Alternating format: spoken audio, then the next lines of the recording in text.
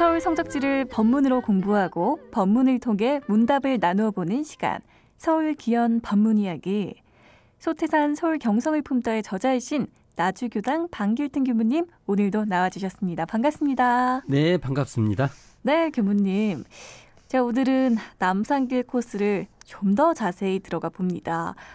정각사터와 방문사터에 대해서 말씀해 주시기로 하셨는데요. 이공주 선지님을 중심으로 전개된 소유권 이전 받으려는 운동 덕분에 정각사터에 원기 46년에 원불교 수도원이 설립됐다고 책에서 읽었습니다. 아마 이런 걸 설립하려면 돈이 많이 필요했을 것 같은데 모금을 했었을까요? 어땠을까요? 이공주 선지님께서 해결하신 겁니다. 이공주 선지님께서 역시 재력가셨네요. 박창기 선지님 모친인데 박창기 선진의 원래 집이 운봉에서 네. 부자였어요. 어떤 재산도 있고 또 이공주 선지님도 또 아주 또 잘 부자였어요. 사셨던 부유하셨군요.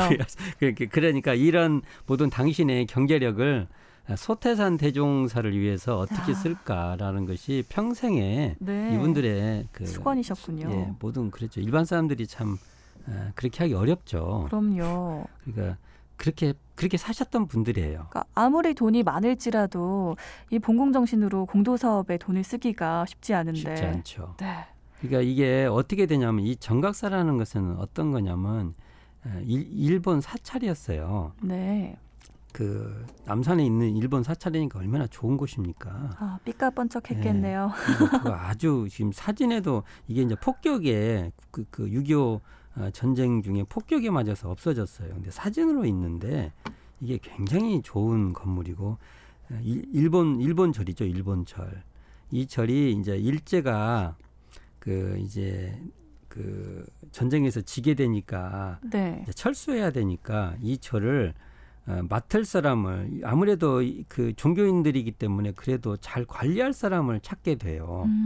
그래서 찾게 되는데 원불교하고 그때 불법연구회하고 인연이 돼가지고 그래서 팔타원 황정신행님께서 순천상에 포목점을 하셨잖아요. 네. 그래서 순천상에 포목점에 있는 돈을 그냥 한 뭉탱이 땅 들고 오셔가지고 우리한테 이걸 넘겨라 해가지고 이것을 결국은 불법연구에서 관리하게 돼요. 그렇다고 해서 이게 우리의 소유가 아니에요. 왜냐하면 이제 전쟁이 넘으면 이렇게 이러한 재산은 전부 다 국가가 관리하게 돼요. 그러니까 이걸 정식으로 다시 우리가 불화를 받기 위해서는 우리로 소유권을 하기 위해서는 정부에게 이제 세워진 정부에게 필요한 절차를 밟아야 돼요. 그렇군요. 그러면 그 절차 과정에 또 필요한 또 경비를 또 내야 돼요. 돈이네요, 다. 네, 우리나라에 있는 대부분의 일제 시대에 있었던 천리교라든지 관계된 것은 거의 기독교의 거의 무상으로 넘어갑니다. 기독교의 성장의 기본은 그때의 이러한 그 당대 때 적산 자산을 기초로 해서 현재의 기독교가 세워지는 거예요. 여기에 비하면 저희들은 경비를 많이 낸 거죠. 네. 경비를 많이 내고 충분히 또 나중에 쉽게 우린 이제 이런 데 잘 안 주니까 그런 과정이 있습니다. 이걸 가지고 왜 일제를 가져갔냐고 하면은 지금 기독교나 종교계에 있는 대부분의 재산은 다 반환해야 됩니다. 그렇죠. 그러니까, 그렇게 보면. 그러니까 자기 어디를 할 때면 균형적인 시각이 필요한 거예요. 근데 이걸 하는데 이공주 선지님께서 너무 고생을 많이 해요. 네. 이게 갑자기 또 전쟁통에 미군 부대가 또 들어서게 되고 아주 여러 절차를 받게 되는데 중요한 것은 이게 아니고 이 자리에서 주산 송도성 선지님께서 이 자리에 주거하면서 또 우리 전제동포 구호 사업도 결국은 여기서 이제 계시면서 시작을 하신 거죠. 그러니까 시작한 곳은 다 다른 곳이지만 이곳에 거주하게 되고 그러면서나 대산, 김대거, 선진님 이게 전 종법사님이시죠. 네. 이분을 이곳에 서울 출장소를 세워서 서울 출장소장 역할을 맡기게 됩니다. 이게 이제 저희들이 해석을 잘해야 돼요. 서울 출장소라는 것은 총부예요. 정확히 말하면 총부 서울 출장소 이렇게 돼야 됩니다. 네. 그래서 지금의 서울에는 사실은 총부 기능을 서울이 갖고 있는 겁니다. 그렇군요. 저희들이 지금 그래서 지금도 뭐 문화사회부라든지 일부 기능이 서울에 와 있고 또 서울 이전 문제를 이야기할 때도 이 서울 출장소가 하나의 근거가 되는 것이죠. 이런 것들을 현대적으로 해석해 볼 필요가 있다고 보고요. 네. 이때 대산 김대거 종사께서 정말 많은 정치 지도인을 만납니다. 우리가 알고 있는 김구, 이승만, 이시영, 조병옥 뭐 말할 수가 없는 많은 그 정치인들을 만나게 되는데요. 네. 그래서 그때 이승만과 황정신행을 인연으로 해서 이승만도 만나고 이승만이 지금 살고 있던 이화장도 찾게 되고요. 네. 또 이때 또 이승만의 소개로 김구 선생을 만나요. 재밌죠? 이렇게 김구 선생 만나고 이렇게 이어지나요? 네, 김구 선생은 또 틈나는 대로 이 정각사에 오셔서 네. 심신을 쉬시고 그러셨어요. 또 자기 며느리를 잠시 그 정각사에 네. 맡기기도 하고 그랬어요.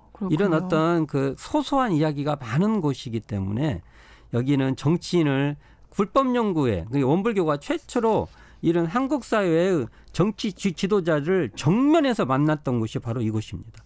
그런데요. 이 지점을 잘 우리가 이해를 해야 됩니다. 정교동심이라고 하죠. 정치와 종교는 동심, 같은 마음으로 해야 된다. 네. 이게 누구를 위해서요? 사람들을 위해서 같은 마음으로 해야 된다. 일대의 정산종사님께서 말씀하신 정교동심의 그 장소였어요. 이게 정치인하고 만난 이런 지점들을 잘 우리는 현대적으로 해석을 해야 된다고 봅니다. 네, 맞아요. 정치에 있어서 우리 종교가 올바로 윤리적으로 제대로 가야 하는 방향을 제시해주고 그 첫걸음을 노력해주고 뒷받침해주는 게 또 좋은 종교인으로서의 모습이잖아요. 네, 그렇죠. 네, 그런 모습을 잘 보여주신 것 같아요. 방문사토에 대해서 질문을 더 드릴게요. 대종사님께서는 방문사에서 불교 종단의 법복과 법락을 참조해서 법복을 만들게 했다고 하셨는데 그때의 법복이랑 우리 현재 교무님들께서 입으시는 법복이 비슷한지도 궁금해요, 교무님. 비슷하지 않고요. 그래요? 이제 방문사터에 가셔가지고 법복 그 불교 종단 그게 이제 일본 불교죠. 일본 불교 종단의 법복과 법락 우리가 이렇게 차는 법락을 네. 줘서 이제 그때 당대 세탁부에 넘기서 했는데 사실은 또 대인사님께서 여러 관례로 이 법복을 구상했던 것 같아요. 그래서 이제 관복 옛날에 우리 관복 조선시대 때 보면 관복 있죠. 네. 그 관복을 만들어본 경험이 있는 민성경이라는 제자와 그녀의 시모인 이대교라는 분과 함께 관복을 참조해갖고 또 법복을 디자인해보기도 하고요. 또 어느 기록에 보면은 이동진화님, 육타원 이동진화님이 계세요. 네. 옛날에 뭡니까 도남동 회관의 교무님이셨죠. 네. 그분에게도 이 법복을 만들어보라고 또 말을 합니다. 이런 걸 보면은 여러 그 중 한 갈래 같아요. 그 중에 그래서 이걸 여러 보면은 가지 방법 중에 이런 걸 다 참조해가지고 지금 대종사님 돌아가실 때 입었던 그 검정색 옷이 있는데 네. 그 옷이 바로 소태산 대종 법복으로 하고서 만든 거예요. 한 200여 벌 만들었대요. 근데 이것이 결과적으로는 소태산 대종산의 열반식의 상복이 됩니다. 그러니까 막 재촉을 하세요. 이런 걸 보면 대종사님이 돌아가시려고 다 계획하신 거 같아요. 다 준비를 해놓으신 게 아닌가 하는. 완벽한 준비입니다. 그리고 이런 거 보면 참 신기해요. 네. 이것을 어떻게 이해를 해야. 그러니까 당신이 마치 꼭 돌아가실 때 준비하는 것 같이 다 준비해요. 네. 그리고 갑자기 아프셔서 한 10여일 편찮으셔서 그리고 주변 사람들은 꾀병이라고 생각하고 그 정도로 갑자기 아프신 거니까. 그렇죠. 가갖고 뵈면은 또 일반 사람 같이 다 또 상담하고 다 해요. 그러고 나서 나가시면 또 끙끙 아셔. 그리고 돌아가시니까 이게 참 우리 일반 범인으로서는 상상하기 어려운 일인데 이런 것도 미리미리 다 준비하셨던 것 같습니다. 네. 그래도 어쨌든 이곳에 지금 범납도 보면 초창기에는 이렇게 일자 범납을 썼어요. 근데 이 조동종 계열에 보면은 지금 우리 원불교 범납 있죠. 네. 이렇게 하나로 이렇게 걸어서 하는 것. 네. 이 디자인은 이 현재 조동종의 범납하고 디자인상으로는 같은 계열이에요. 오, 그렇군요. 디자인상이에요. 모양은 디자인상으로. 이렇게 한 곳에 걸어서 이렇게 하는 거. 거기에 이론상을 넣고 하는 거죠. 이게 이제 편리함이 있죠. 대종사님은요, 일본이고 뭐고 그런 관념이 없어요. 그게 실용적이고 편리하면 다 쓰는 겁니다. 네. 우리가 지금 이런 지점도 한국이라는 그 시각으로만 보면 안 돼요. 이런 얘기하면 또 이상하게 생각하는데 그게 아니에요. 써봤을 때 왜냐하면 일제의 문화는 거의 유럽에서 들어온 문명이었어요. 네. 그 유럽에서 들어온 문명을 또 일본이라는 색깔을 또 집어넣어서 우리나라에 들어온 거예요. 그러니까 이 지점을 잘 봐야 돼. 이게 다 근대 문명이라는 겁니다. 네.